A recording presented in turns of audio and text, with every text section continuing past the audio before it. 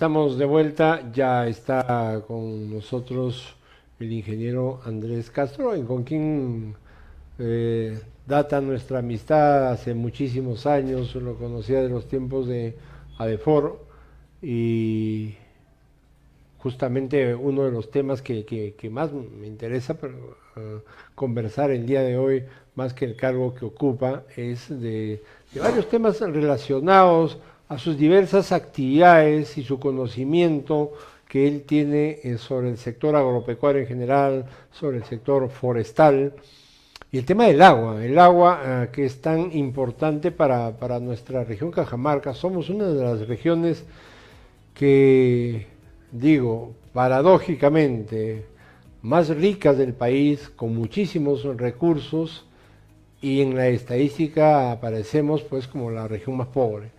Tenemos muchísima agua en tiempo de lluvias y sin embargo en época de estiaje nos morimos de sed. Y así, entre otras cosas, entonces hay algo está pasando o algo estamos haciendo mal en general para estar en el último o en el primer lugar de pobreza y en el último lugar de competitividad, teniendo tanto. Gracias, Andrés, por venir. Es un gusto tenerte en nuestro espacio. Muchas gracias, un saludo a todos los radioescuchas, ya que tienes bastante llegada, y a los televidentes de todo Cajamarca y del norte del país, porque sabemos que tus emisoras están no solamente en Cajamarca, sino también en otras regiones. Gracias por la invitación. Gracias. Vamos a empezar un poquito recordando los buenos tiempos de ADEFOR. ADEFOR, estuviste un buen tiempo, han estado muy buenos amigos comunes, como José Chan, como el ingeniero González, que han trabajado conmigo en varias oportunidades. Y recuerdo que hace unos 30 años hablábamos de la potencialidad de Cajamarca en el sector forestal y decíamos, uno de los ejes de desarrollo de Cajamarca es el sector forestal, y lo dijo Alejandro Indacochea cuando vino a hacer estas conferencias y se sacó ese libro, Cajamarca Competitiva, eje de desarrollo para el país. Uno de los más importantes era, por ejemplo, el sector forestal, y en esa época creo que tú estabas por ahí, o por lo menos por esas épocas estabas cerca de ADEFOR. Sí, efectivamente, hay un trabajo desde digamos, la década del 80, cuando se crea ADEFOR. Recordarles que ADEFOR, los socios principales son la Universidad Nacional Agraria, la Universidad Nacional de Cajamarca, y en esos momentos el INRENA. El INRENA ha ido cambiando de nombres, actualmente es el FOR, pero entonces se mantienen los tres socios estratégicos formadores de ADEFOR. En esa época había colaboración extranjera también, creo, de Suiza, ¿no? Claro, yo creo que, fíjate, en esa época, ya hasta hace poco, la cooperación técnica internacional, especialmente para el tipo ONGs, porque ADEFOR es un tipo ONG, había bastante posibilidad de conseguir recursos. Empecemos, por ejemplo, con la cooperación técnica belga, que fue la que potenció y repotenció ADEFOR, y lo sabes que la cooperación técnica belga en Cajamarca hizo una plantación y un estudio muy interesante, el famoso proyecto piloto forestal que hasta ahora está ahí en Granja Porcón, pero también no solamente en Granja Porcón, sino en diferentes altitudes, desde 1100 en el Valle Cundebamba hasta 4500 en la parte alta de San Miguel, donde se hicieron una serie de arboretas para determinar qué especie es la más adecuada en cada espacio, ¿no? Y eso ha permitido realmente que Cajamarca avance mucho en el tema forestal, y como tú dices, la idea en esos momentos era hacer papel, pero después un poco se ha ido, digamos, girando al tema de madera para muebles, porque como que el papel se estancó, nunca se envió madera para papel de acá. Claro. Más bien, por ejemplo, con tableros peruanos, Tapez en la Libertad, se hizo muchos tableros. Entonces creo que el tema forestal, por las características del suelo que teníamos en Cajamarca, se convertía o se convierte hasta ahora, yo diría, en un eje fundamental. Pero en ese momento, vuelvo a reiterar, se veía solo el tema en madera. Hoy al tema forestal hay que mirarlo también como siembra de agua, como cosecha de agua, porque claro, creo que dependiendo de las especies que se vayan a utilizar, y ahí se utiliza mucho lo que es zonificación forestal, las especies tienen que estar en el lugar correcto. Dependiendo de las especies, entonces podemos hacer mucha siembra de agua, mucha infiltración de agua, de lluvia, que realmente es lo que más tenemos en Cajamarca y a la vez lo que más perdemos, porque hay épocas muy fuertes de lluvia, como el invierno que acaba de pasar, pero el agua se va o al Atlántico o al Pacífico y no lo utilizamos. Sí, ese es un tema de gestión del agua que vamos a tocar también un poquito. Entonces, en la parte forestal, de alguna manera, esta gran experiencia Porcón sí le debe mucho al trabajo que se hizo desde ADEFOR. Claro, SICAFOR al inicio y después ADEFOR. O sea, SICAFOR, ADEFOR fueron sumando allí y ese es un trabajo en Granja Porcón, las 6 cosas de Calomariátegui y otra serie de zonas de Cajamarca que se pudo trabajar. Pero que no son muchas, o sea, en ese tamaño, y hablábamos fuera de cámara que el problema es el tamaño de espacios de tierra que normalmente pues en Cajamarca después de la reforma agraria se convirtió en minifundios que no permite tener grandes extensiones de terreno que pertenezcan a una sola persona o a una asociación o a una cooperativa como para hacer experiencias como la de Porcón que ojalá tuviéramos pues en todas las provincias de Cajamarca, ¿no? Sí, fíjate, el tema forestal para que pueda ser exitoso, tanto en madera como en la parte ambiental, necesitas espacios grandes, de tal manera de que puedan verse los resultados. Entonces, lamentablemente, pues en Cajamarca la propiedad está muy minimizada. La Granja Porcón fue una suerte de que tenía más o menos 13.000 hectáreas, de las cuales 10.000 hectáreas se hicieron en plantaciones forestales. Pero también hay otras áreas, por ejemplo, en las 6 José Carlos Mariátegui y otras cooperativas de la localidad del departamento que sí han sido exitosas. Entonces, lo que se requiere es tener macizos forestales. Y el macizo forestal tiene que ser mientras más grande es el área, es mucho más efectiva. Entonces, pero yo recuerdo, por ejemplo, fíjate, el éxito que se tuvo con ADEFOR en el año 2005, se hizo el plan regional de reforestación. Y en plan regional, la macro región norte que incluía desde Ancash hasta Tumbes y que más o menos se tenía 10.000 hectáreas para poder reforestar. Y esa era una de las alternativas que se planteó, reitero, en el 2005, que se trató de impulsar y ahí quedó. Pero con un potencial realmente tremendo para madera, en principio, y después para los servicios ecosistémicos, los servicios ambientales, que como tú dices, uno de ellos es cosecha de agua, que podemos conversar posteriormente. El famoso poncho verde de don Pablo Sánchez, ¿no? Pablo. Sí, yo creo que don Pablito se inspira en eso cuando comienza, él fue parte de la gestión para la cooperación técnica belga para que los belgas viniesen a Cajamarca.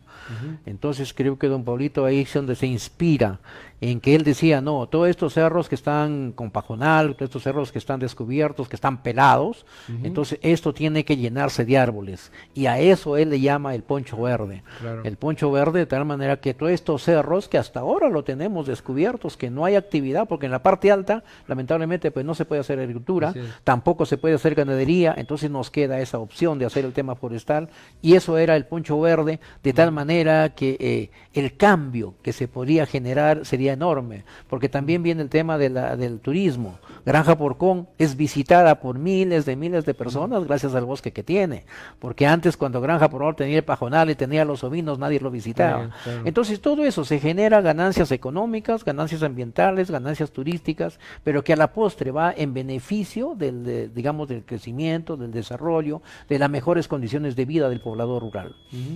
En cuanto al agua, hablábamos, mencionabas el tema del agua, sembrar en las zonas altas beneficia a hacer captura de agua, pero no todas las plantas son las apropiadas, o sea, no podemos sembrar de repente eucaliptos, por ejemplo, que sé que consume muchísima agua, más que retener y más que ser beneficiosa para poder tener como beneficio lo que decía Pablito Sánchez, la siembra y cosecha del agua.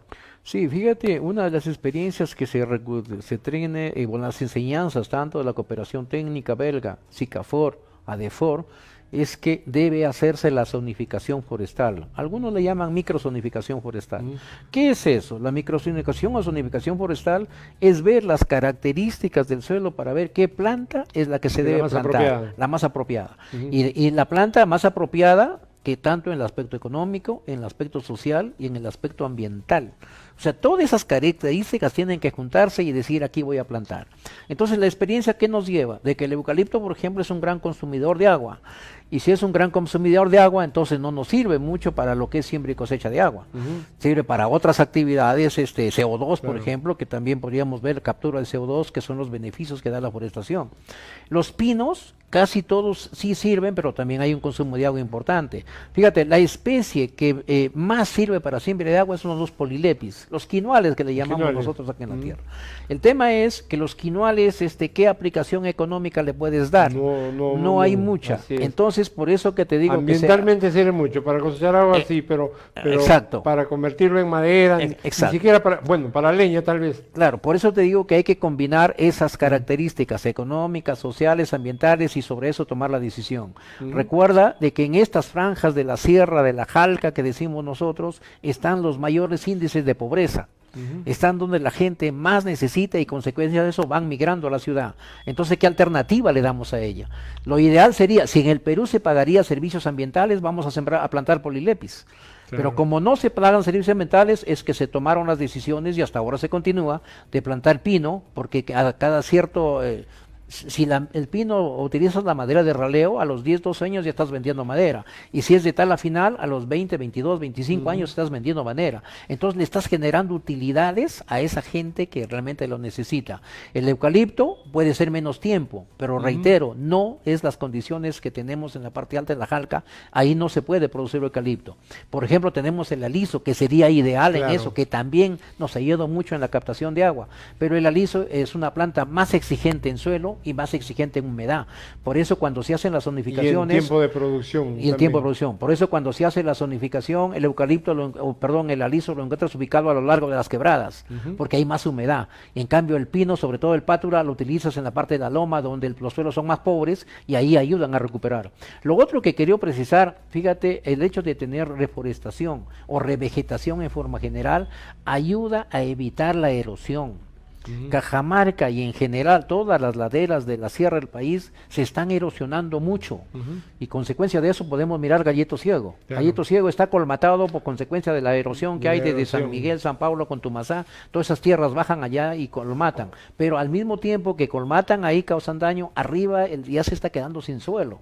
Entonces una forma de recuperar esos suelos es hacer revegetación o hacer reforestación.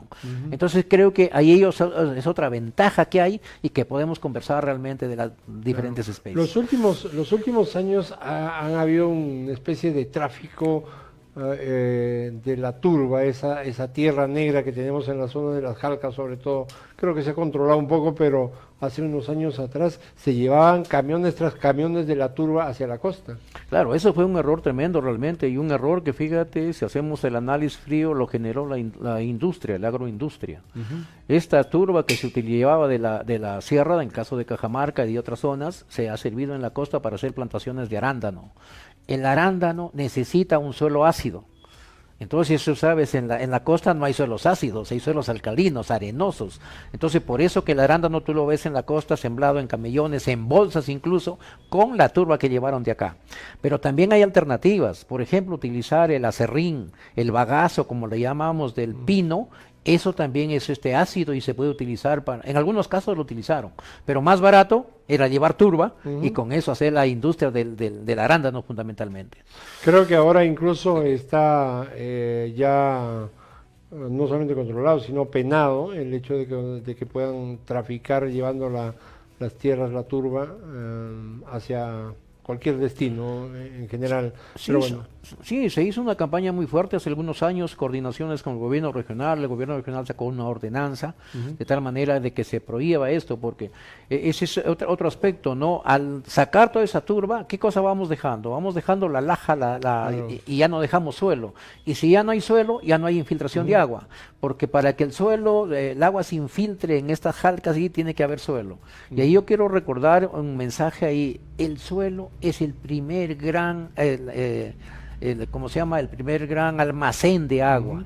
Si toda la sierra tendríamos suelos profundos y no tendríamos suelos tan pobres, tendríamos realmente un almacén de agua tremendo. Entonces, eso nos va a servir, eso es la siembra, y eso va a servir para que aguas abajo vayan naciendo los ojos de agua y todas esas cosas, y pongamos a hacer otras cosas. Vale decir que las Jalcas, la capa de tierra fértil es bastante pequeña, si se puede decir, porque de ahí es básicamente roca. Sí, sí, en algunos sitios hay áreas profundas de turba que tienen sus características ácidas, y en otros son áreas muy pequeñas. Por eso es que debe estar revegetado, o con bosques, o con arbustos, o incluso con pasturas, pero debe haber cobertura vegetal para que no haya erosión. Y al haber cobertura vegetal se va formando más suelo, que eso es un proceso muy largo, de muchos años, pero al mismo tiempo también se va infiltrando el agua de lluvia. Lo que decía don Pablito Sánchez, es la esponja hídrica que se mantiene en el bosque y puede haber agua en la parte baja. Claro. El tema de esta mala costumbre, digo yo, ancestral, todo lo que quieran, pero el tema de las quemas ha sido un problema principalmente en los últimos años, que se ha crecido. Entre el año 2023-2024 casi se ha triplicado la cantidad de incendios forestales o quemas. ¿Qué tanto daño hace a los suelos y al tema del agua en sí?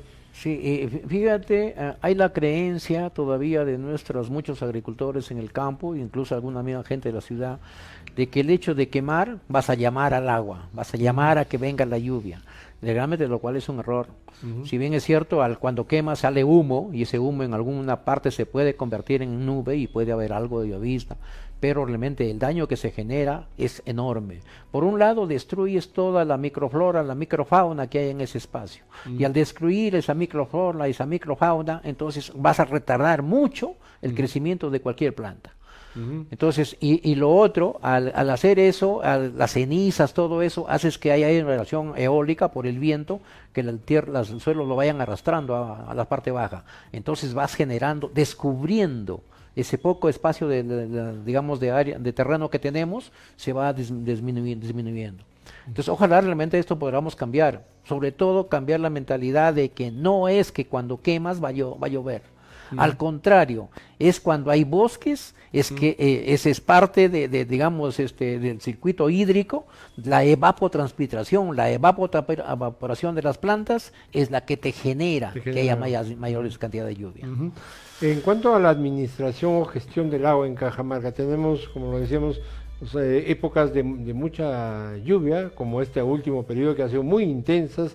Nos hemos estado ahogando literalmente, pero son periodos cortos, cada vez más cortos estos periodos de lluvia, y el agua termina perdiéndose en los océanos, ya sea hacia el Atlántico o hacia el Pacífico, pero no tenemos una buena administración, no hay infraestructura hidráulica, no tenemos una sola presa que realmente beneficie a Cajamarca. Una presa grande, el Gallito Ciego, beneficia a la costa, básicamente, a La Libertad y a Lambayeque. Pero en Cajamarca no hemos construido nada. Chonta sigue siendo una promesa, y lo que ha hecho el gobierno regional con estos reservorios o cochas, a mí, usted es el especialista, siento que no son proyectos de larga duración.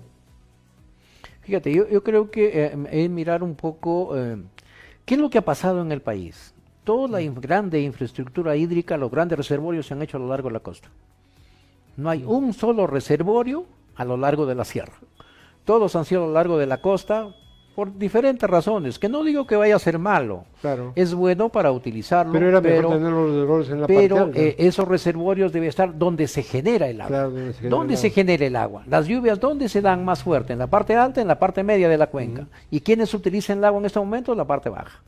Y tú has mencionado el caso de Gallito Ciego. Gallito Ciego está a punto de colapsar por la colmatación que hay, consecuencia de que no se hizo actividades abajo. Entonces, ¿qué se tiene que hacer realmente? Es empresas, reservorios en toda la sierra peruana. Yo en algún momento lo planteé en algunas discusiones ahí de que deberíamos crear el Sistema Nacional de Reservorios Andinos. De tal manera, miremos el ejemplo de Cajamarca. Cajamarca, acá tenemos el Chonta. El Chonta puede arreglar el problema de parte de la provincia o de la ciudad de Cajamarca y 2 o 3 distritos. Y Cajamarca tiene 13 provincias y 127 distritos. Entonces, en Cajamarca lo que deberíamos hacer reservorios en cada provincia. En cada provincia, y hay algunos propuestas, algunos estudios, de tal manera que sí se haga la retención de agua y se genere áreas bajo riego. Porque lo que más nos falta es áreas bajo riego en la sierra y en el caso de Cajamarca. No llegamos al 22%, algunos dicen 18%. Ahora, estos trabajos que se está haciendo en el gobierno regional, estos pequeños micro reservorios, como tú lo has dicho, son reservorios familiares. Es reservorios unipersonales casi. Este R1 que ellos lo llaman son para una familia y solamente para mí es un riego complementario. Algunos dicen riego suplementario. Los términos hay que discutirlo un poco. ¿Por qué complementario? ¿Por qué suplementario? Tú sabes que cuando llueve en el verano siempre hay algunos veranillos. Y si tienes tu reservorio pequeñito y riegas en ese veranillo, ya salvaste tu cosecha, pero salvarse tu cosecha es dada en el sistema convencional, en ese sistema en épocas de lluvia nada más. En verano no puedes hacer nada. Entonces, y lo otro hay que ver la cantidad. Se habla de 15,000 reservorios que van a hacer, se habla que ahora tienen 7,000 reservorios, pero en eso todavía no llegan ni siquiera a 100,000 metros cúbicos de agua que están reteniendo. Claro. Entonces, en esta época de invierno, se pierde más o menos el 90-92% de agua se pierde. Entonces son dos cosas importantes ahí, unos reservorios de gran envergadura como tú lo has planteado, pero lo otro también recuperar, hacer revegetación en todas estas algas para que se infiltre el agua de lluvia, porque en la medida que el agua de lluvia se infiltra, vas a generar ojos de agua en la parte baja o en la parte media y lo van a utilizar de alguna manera. Entonces creo que son dos actividades fundamentales y se confunde mucho la terminología. Ellos dicen, por ejemplo, cuando hablan los reservorios, hablan de siembra de agua. Eso no es siembra de agua, eso es cosecha del agua. La siembra de agua está en hacer la infiltración del agua de lluvia a través de los diferentes procesos: revegetación, reforestación, acequias de infiltración o zanjas de infiltración, y la cosecha ya lo haces en la parte baja. Entonces, fíjate, creo que ahí hay que ir manejando en esa forma, pero sí es beneficioso. Que no van a ser muy duraderos, de acuerdo contigo, no van a tener mucha duración, pero ojalá realmente que la gente en el futuro lo suba a aprovechar. Por ejemplo, hay algunos reservorios que ellos lo llaman el R10, que ese ya es un poquito, digamos que puede atender 4, 5, 6 familias. Entonces ya ayuda, en algunos casos nos dicen hasta 10 familias, qué bueno, que así sea, 10 familias. Pero con los R1, R2, R4 realmente estamos trabajando solamente por persona. Lo que no se mide no puedes asegurar sostenibilidad. Lo que creo que deberían hacer es una línea base, saber hoy mismo nuestra frontera agrícola en Cajamarca, cuánto producen, todo, antes de los 15,000 reservorios que plantea el gobierno regional, y de repente luego hacer una muestra, no sé, acá una determinada cantidad de años, es decir, realmente cuánto ayudó o fue más la inversión que el beneficio que se consiguió de esos reservorios, ¿no? Exacto. Yo creo que lo que está faltando ahí es esa evaluación, no solamente la parte económica, la parte social y la parte ambiental. Porque también hay que ver esos reservorios, cómo están diseñados y realmente qué pasa si algunos reservorios R10 se cae, porque no se están haciendo los estudios adecuados. Entonces yo particularmente veo lo que deberíamos impulsar en Cajamarca son los reservorios por provincia. Si mencionamos por un reservorio o un dique de regular magnitud. Claro, si mencionamos desde Cajabamba, en Cajabamba hay 2 estudios importantes, uno es Chochoguera, el otro es en San Marcos igual, y en todas las provincias tenemos posibilidades de hacer grandes reservorios. Reservorios que realmente nos sirvan. De una capacidad mínima de 10 millones de metros cúbicos. Claro, reservorios que nos sirvan realmente para poder hacer agricultura intensiva, porque si no, no vamos a poder hacer agricultura intensiva. Siempre vamos a hacer agricultura en la época de invierno, digamos, y complementar riegos, o hacer riegos suplementarios, como quieran llamarlo, pero en el resto vamos a estar igual. Bien, ya para concluir, era mi tema hablar del tema del agua. Hay mucho todavía, lo voy a volver a invitar porque la gran preocupación para nosotros es el agua. Lo que se viene es muy complicado, no solamente para la agricultura, para consumo humano. Cajamarca, a pesar de estos meses de intensa lluvia, seguimos con muchísimas limitaciones. Se dice que hay un estrés hídrico que todavía no se ha podido superar y ni se va a poder superar, porque ya estamos a puertas del próximo zona o época de estiaje y no vamos a tener agua, ni siquiera para consumir la ciudadanía, mucho menos para la irrigación de que quisiéramos. Quería saber un poquito sobre agromercado. Antes se llamaba Sierra Exportadora. Yo tuve algunas experiencias con el señor Velázquez en esa época. Había una mirada de precisamente interconectar al productor con los mercados. Sí, si me permites, mira, para terminar un poco el tema del agua. Del agua, ya, okay. Este cambio climático que se genera va a seguir en forma más intensa. ¿Qué va a pasar con esto? Periodos más cortos de exceso de agua y periodos más largos de veranillos o de veranos, como lo queramos llamar. Entonces, si no aprovechamos estos periodos cortos de exceso de agua, de retener el agua, el problema va a ser mucho más crítico de lo que es hasta ahora. Porque además hay que ver que ese cambio climático está generando incremento de temperaturas. Y ese incremento de temperaturas es bastante complicado. En relación a lo otro, mira, Sierra Exportadora efectivamente nació con el ingeniero Velázquez. Con el ingeniero Velázquez nació en el año 1913, y como un programa adscrito al Ministerio de la Presidencia. Y ahí era solamente Sierra Exportadora. Después, posteriormente, se incluyó la parte de selva y ya se convirtió en Sierra Exportadora. Y desde el año pasado cambió y hay, digamos, actividades en todo el país, se incluye costa y se llama agromercado. Y la acción fundamental de esta entidad es articulación comercial. Lógicamente, para articular productos al mercado, hay que ver cómo está la transformación, cómo está la producción, cómo están las certificaciones y cómo está la asociatividad. Ese es un tema que creo que en el caso de Cajamarca y de la Sierra deberíamos conversarlo. La propiedad en el caso de Cajamarca y en general de la Sierra es muy pequeña. Cajamarca hablamos de 1.4 hectáreas en promedio por persona, y con eso ningún producto, ningún cultivo va a ser realmente que pueda acceder al mercado. Entonces ahí entra el tema de la asociatividad. Tenemos digamos, la misión también de fortalecer la organización, pero es un tema bastante complejo. Creo que merece conversarlo porque hay mucha desconfianza, mucha duda sobre este tema. Quiero invitarlo, ya nos ha ganado el tiempo, quiero invitarlo para una próxima conversación sobre eso. O sea, acabamos de celebrar que hemos hecho o hemos roto un récord de exportaciones de arándanos, por ejemplo. Pero ¿cuánto de esos arándanos se producen en regiones como Cajamarca, que sí tienen muchísimo potencial para producir, por ejemplo, arándanos? Y sí lo estamos produciendo, pero no en la cantidad que lo producen zonas como La Libertad, la costa, con el tipo de tecnología y riego que lo hacen con agua que viene de las partes altas de la sierra. Así es. Sí, efectivamente, conversaremos en algún momento. Yo te agradezco por la oportunidad y decirte, mira, Perú exportador número 1 en arándano, segundo en palta, primero en uva. Pero si tú ves en forma general, todos son cultivos de costa.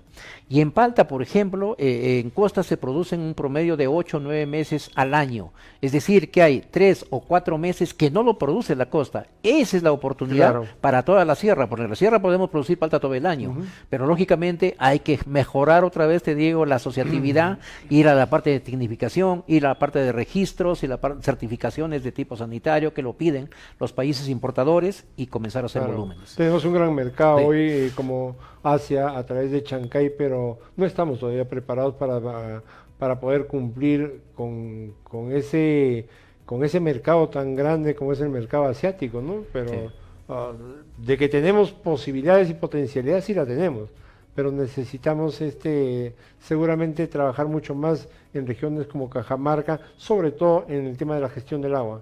Totalmente de acuerdo contigo. Muchas gracias. Hemos estado con el ingeniero Andrés Castro Abanto para conversar de temas relacionados principalmente al tema del agua, y que el compromiso de un día ya conversar específicamente del cargo que él ocupa como jefe de agromercado de la región Cajamarca. Volvemos.